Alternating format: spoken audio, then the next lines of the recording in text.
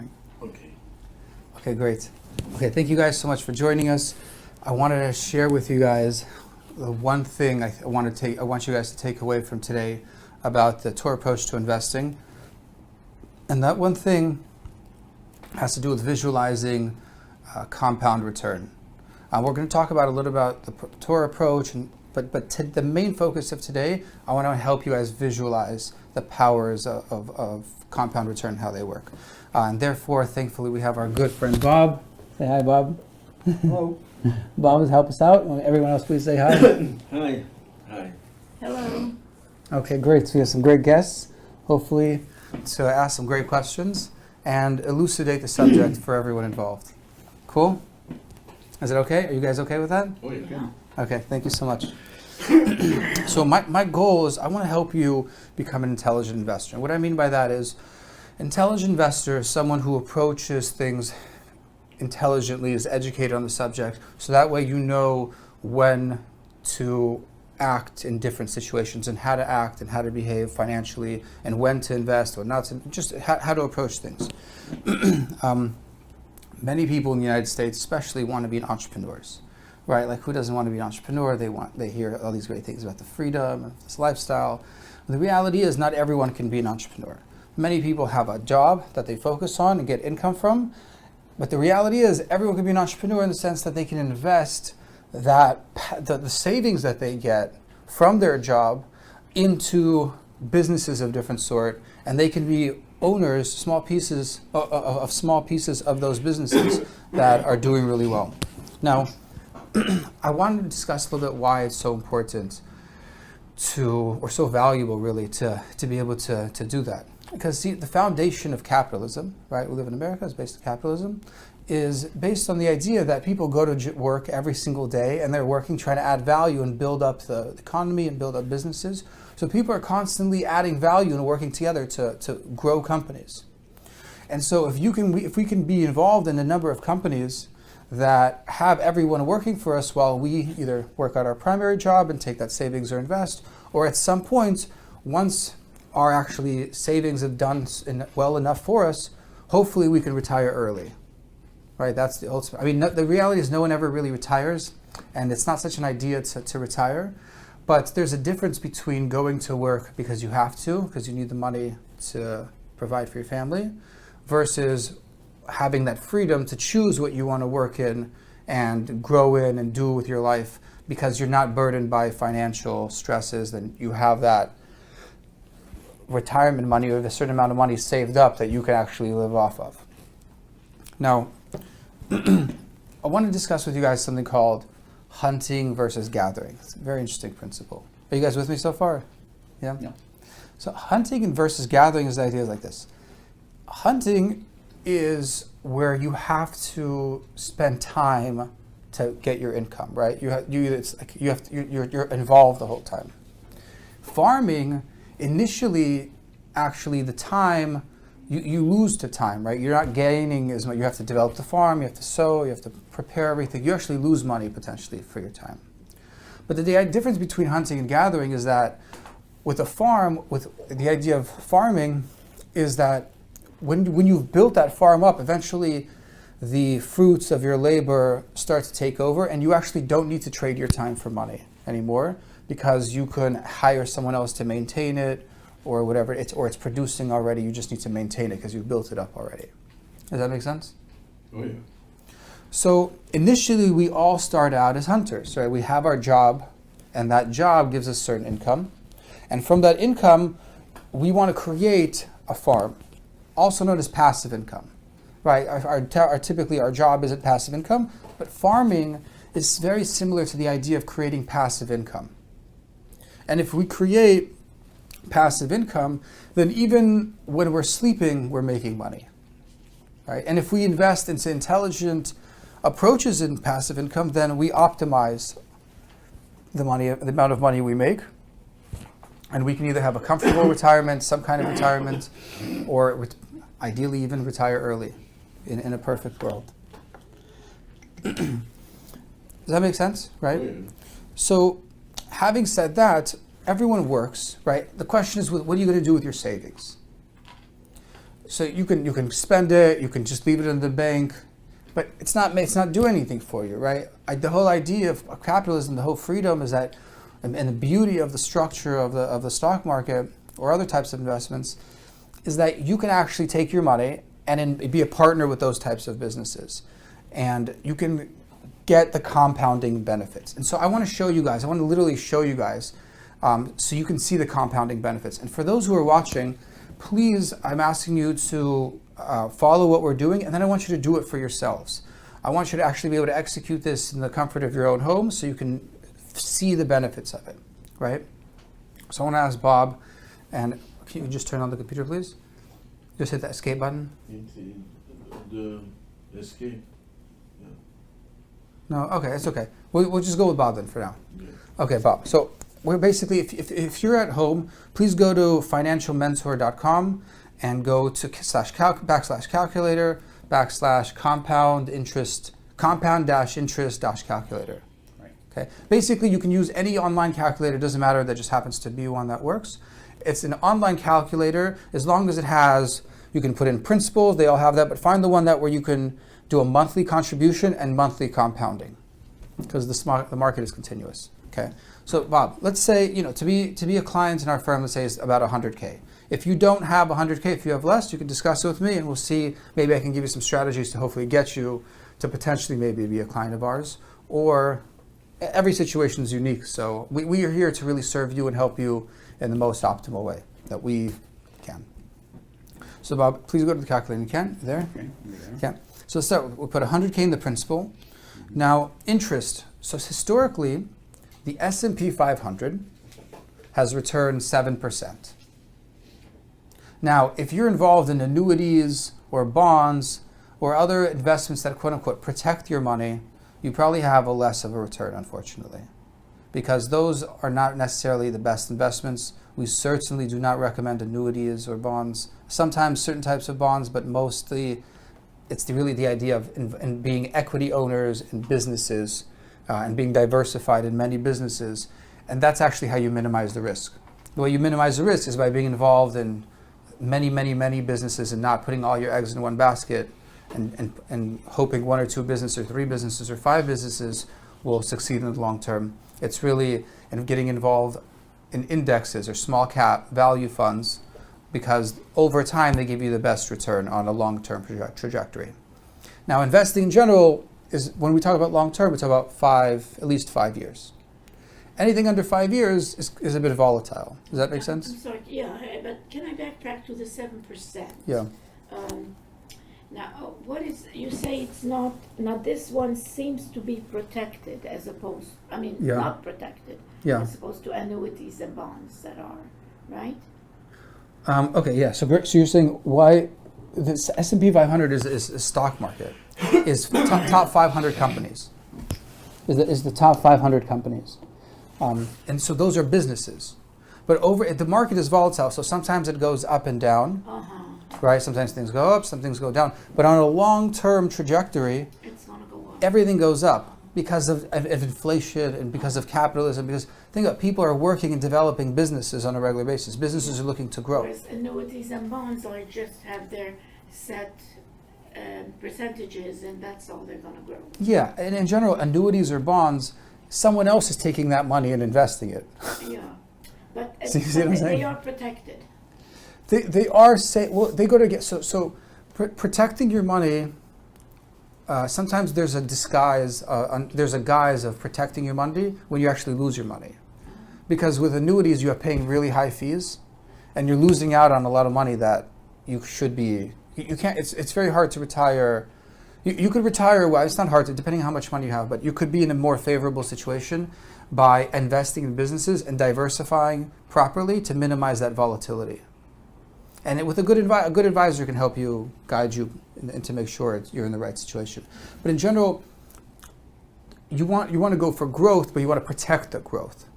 So the way you not lose money is by being involved in 20,000 companies. And as long as you believe in capitalism, then the biggest risk is really the U.S. economy collapsing, which is, if that happens, we all have bigger problems. Which is not. It's the safest economy in the world. So if the U.S. economy collapses, it's unlikely that, you know what I mean. So but that's the idea of it being involved in businesses. You're involved in the whole sector of businesses. Every small cap value stock that meets a certain criteria. And on a 3 to 5 year trajectory, sometimes there's volatility. So if you need your money for to buy a house or something like that, you want to maybe be cautious on when you invest it. This is really for money invested in terms of passive income, where that money, you don't need it. If it's just sitting in the bank doing nothing, then instead of sitting in the bank doing nothing, you want to invest in a good retirement plan that in the next 15, 20, 30 years, you're going to be in a good situation. Does that make sense? Yeah. So let's look at these numbers, though. I'll give you guys an example. So let's say start with $100,000, 10% interest over 25 years, over a long-term trajectory. Because again, you're working at your job, you're doing fantastic, thank God. God is blessing you, you're doing really well at your job, and you have savings, and you want to know what to do with those savings, and you want to optimize those savings. Right? So what do? So let's see. So let's say you have $5,000 a month in savings, just hypothetically, but you only want to invest $1,000 of that. So Bob, if I start with 100K, 10%, 25 years, $1,000 a month contribution, how much am I going to have at the end? We'll have after 25 years, $2,544,000. About 2.5 million. Mm-hmm. Wow, that's a lot. And what about if you put $2,000 instead of $1,000 contribution? That would get us up to 3,881,000. So just under just almost 3.9 million, Correct. right? And what about $3,000? If we put $3,000 a month away,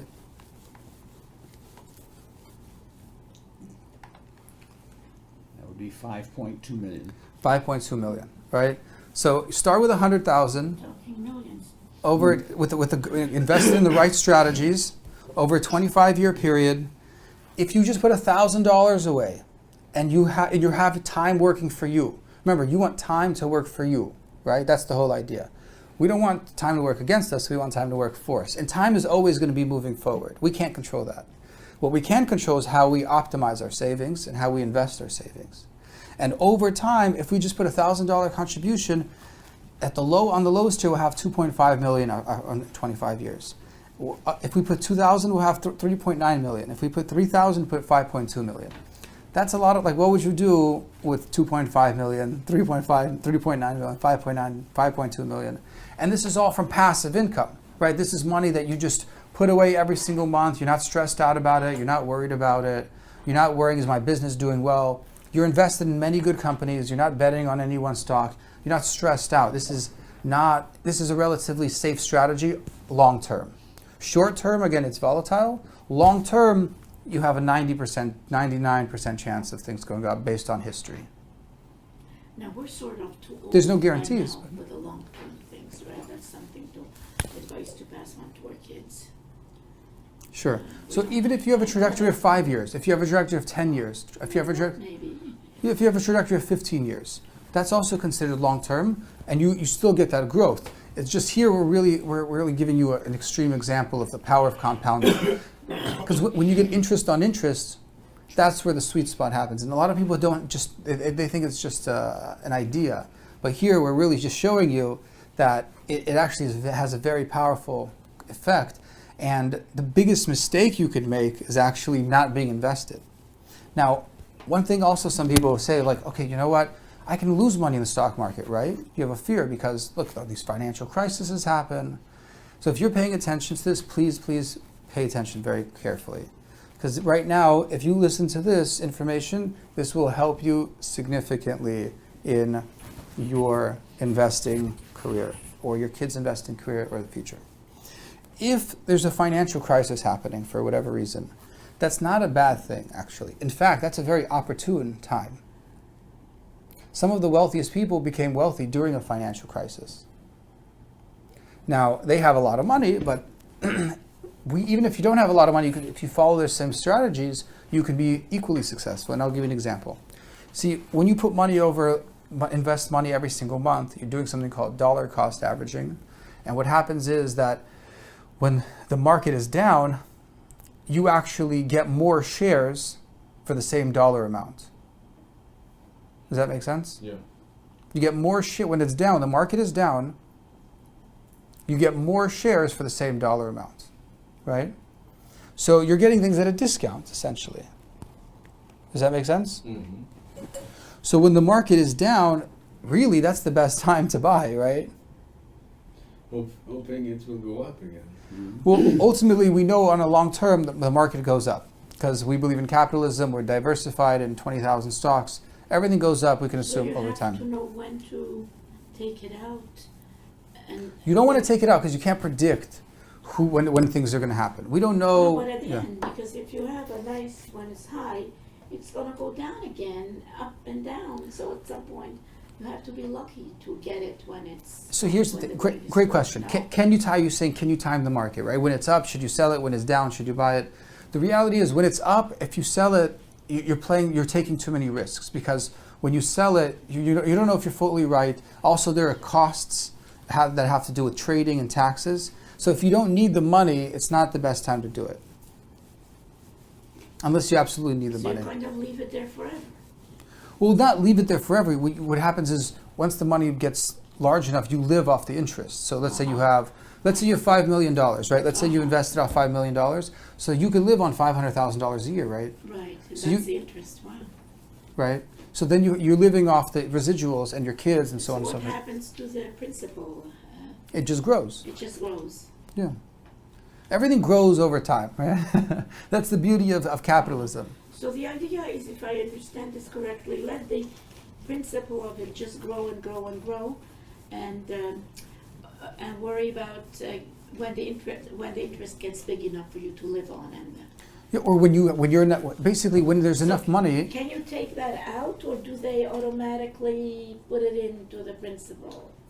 No, it all adds together. You could take it out anytime you You want. could. It's very liquid. But the idea is you have whatever your primary job is, you're making money there, then you're saving. Once your savings and through investing become big enough, then you have a choice. You can either continue working because you want to feel fulfilled. If you love your job, that's great.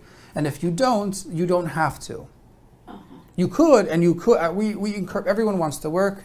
We're here to accomplish something in this world and be productive.